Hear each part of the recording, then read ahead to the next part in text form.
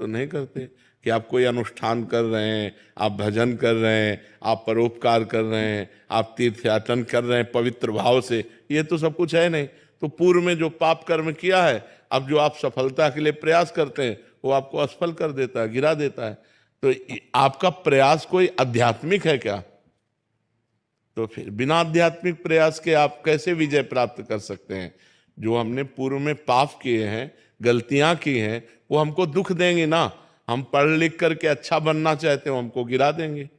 हमारे पास सर्टिफिकेट लेकिन नौकरी नहीं मिलेगी, व्यापार में पैसा लगाते लेकिन सफलता नहीं मिलती है, तो वो हमको दुख देगा ना पाप कर्म। तो उस पाप कर्म को नष्ट करने के लिए हम क्या प्रयास करते हैं, विचार कीजिए। कोई प्रयास नहीं करते ना, तो उसके लिए प्रयास करो। हम कह रहे हैं कुछ मत करो, राधा राधा राधा राधा राधा नाम जपना शुरू करो। काउंटर लो और गिनती से 50,000 रोज नाम जप करो। फिर हमें बताओ लंबे समय तक, ये नहीं कि अब 4 दिन बाद हमसे प्रश्न करो कि 50,000 नाम जप किया, हमारी नौकरी नहीं लग गई, हमारा काम नहीं बना। लंबे समय तक जप कीजिए, फिर देखिए सफलता मिलती है कि नहीं। कुछ जने बिना प्रयास के भी महाराज जी, क्या उनका पूर्व का प्रारब्ध? पूर्व का पुण्य है कि उनका प्रयास कोई ज्यादा प्रशंसनीय नहीं है, पर वो सफलता प्रशंसनीय प्राप्त कर रहे हैं, ये पूर्व का पुण्य है। ऐसा भी देखा जाता है कि वो बिना, उसमें योग्यता भी नहीं है फिर भी। बिल्कुल, हाँ, योग्यता भी नहीं, प्रयास भी नहीं, सफलता अधिक है, ये पूर्व का पुण्य उनका काम कर रहा है। योग्यता है, प्रयास भी है, लेकिन सफलता नहीं, ये पूर्व का पाप उसको गिरा रहा है। क्रम होता है, जब पुण्य लगेगा तो आप पाप कर्म करो तो भी उन्नति होती चली जाएगी, और जब पुण्य का संयोग आएगा, जैसे पाप का लगा संयोग, तो अब आप चाहे जितना पुण्य करो, आप चाहे जितना धर्म करो, वो आपको दुखाई देता चला जाएगा। और पुण्य का संयोग है तो आप पाप कर्म करो तो भी आपको सुख मिलता चला जाएगा। लेकिन जब ये पुण्य खत्म होगा और पूर्व का पाप और वर्तमान का पाप मिलेगा तो आपको कष्ट दे देगा। और जब उनका पाप नष्ट हो जाएगा और तो ये पुण्य और वो पुण्य पीछे का जब मिलेगा तो उनकी उन्नति हो जाएगी। ये एक क्रम है ईश्वरीय, जो ईश्वरी भागवती है जो क्रम है वो ये है। तो इसलिए नाम जप करो और अपने पापों को भस्म करके आगे बढ़ो, नाम जप करो। ठीक है? अशोक जी, नीलिमा जी, राधे राधे। राधे राधे महाराज जी, आपके चरणों में कोटि कोटि प्रणाम। महाराज जी, यूट्यूब में आपको देखकर, आपकी वाणी सुनकर, कीर्तन सुनकर एक अलौकिक अद्भुत आनंद की अनुभूति होती है, और वो खिंचाव यहाँ खींच लाया महाराज जी। महाराज जी, एक प्रश्न में त्रुटि हो तो क्षमा कीजिएगा। महाराज जी, ठाकुर श्री रामकृष्ण परमहंस जी और आपके जीवन और उपदेशों में एक अद्भुत समानता सी दिख रही है महाराज जी। विशेषता महाराज जी, रामकृष्ण परमहंस जी ने कहा था कि वो 100 वर्ष के बाद इस पृथ्वी पे कलकत्ता के दक्षिणेश्वर काली मंदिर से उत्तर पश्चिम दिशा में पुनः आएंगे। महाराज जी, कानपुर भी ऐसा ही कलकत्ता से उत्तर पश्चिम। महाराज जी, तो क्या कोई ऐसी? नहीं, हम तो उन महापुरुषों के दास हैं, उनकी चरण रज के प्रताप से। हाँ, बोल जो रहे हो उन्हीं की जूठन बोल रहे हैं, जो बोल रहे हैं वो उन्हीं की जूठन बोल रहे हैं, महापुरुषों की ही बातें बोल रहे हैं। लेकिन वो तो गुरुजन हैं, वो आचार्य जन हैं, वो महापुरुष जन हैं, हम उनके बच्चे हैं, हम उनकी शरण में हैं। कपिल जी, उज्जैन से। श्री हरिवंश महाराज जी। श्री हरिवंश, राधे राधे महाराज जी। महाराज जी, भगवत साक्षात्कार एवं भगवत प्रेम में क्या अंतर है? भगवत प्रेम की प्राप्ति भगवत कैसे? प्रेम से ही भगवत साक्षात्कार होता है। जब तक भगवत प्रेम नहीं होता तब तक भगवत साक्षात्कार नहीं होता।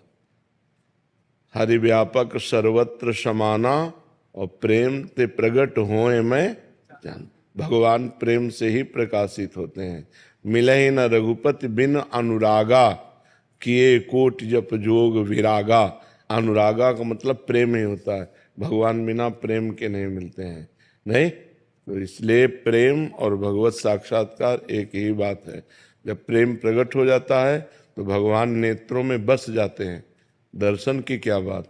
पिय मूर्ति नयनन बसे, तेहि रस रहाय समाय। ये लक्षण सुन प्रेम के, और न कछु सुहाय। और न कछु सुहाय, फिरे अपने रस मातो। कुटुम देह ते जाय, छूट सब ही विधि नातो। प्रिया प्रीतम के प्रेम रस में जब चित्त डूबता है तो हमारे नेत्रों में बस जाते हैं। जैसे गोपीजन महान प्रेमी है तो कह रहे, जित देखूं तित श्याममयी है। मैं जिधर देखती हूँ उधर श्याम सुंदर दिखाई दे रहे हैं। श्याम सुंदर के सिवा कोई और है ही नहीं। तो प्रेम का स्वरूप यही होता है कि वो भगवान का साक्षात्कार करा देता है, और बिना प्रेम के भगवान का साक्षात्कार नहीं होता। जान लेव सो जान निहारा, राम ही केवल प्रेम प्यारा। अगर प्रेम है तो भगवान की दर्शन भक्ति सब सार्थक हो गया। प्रेम नहीं तो दर्शन भी तो कर रहा है दुर्योधन। दुर्योधन भगवान का दर्शन कर रहा है, क्या उसको प्राप्त हो रहा है? क्यों? क्योंकि प्रेम नहीं। और विदुरानी जी दर्शन किए नहीं, लेकिन प्रेम से परिपूर्ण है, तो दशा बदल गई। केले के छिलके पवा रहे हैं और भगवान पा रहे हैं। प्रेम, ये 2.5 आखर प्रेम के पढ़े सुपंडित होए, है नहीं? पोथी पढ़ी पढ़ी जग मुआ, पंडित भया न कोय, 2.5 आखर प्रेम के पढ़े। तो ये है। अदिति जी बिहार से। श्री हरिवंश महाराज जी, क्या संत दर्शन से भाग्य बदल सकता है? नाम जप से भाग्य बदलता है। संत दर्शन से भगवान की तरफ आकर्षण होता है। संत दर्शन से पाप नष्ट होते हैं। संत दरस जिम पातक टरें, लेकिन भाग्य का परिवर्तन नहीं होता। भाग्य का परिवर्तन भजन करने से होगा। अगर भजन नहीं करोगे तो फिर भाग्य परिवर्तन नहीं होने वाला। संत दर्शन भगवत आकर्षण पैदा करता है। संत दर्शन भगवान की तरफ तुम्हारे मन को, तुम्हारे जीवन को, तुम्हारे चरित्र को वो घसीटता है। लेकिन वो घसीटना तभी सार्थक होगा जब भजन करोगे।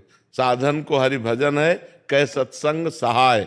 सत्संग सहायता करता है, लेकिन मुख्य कार्य है भजन करना। यदि भगवान का निरंतर सुमिरन नहीं हो रहा, भजन नहीं हो रहा, तो काम बनने वाला नहीं है। संत के, महापुरुषों के संग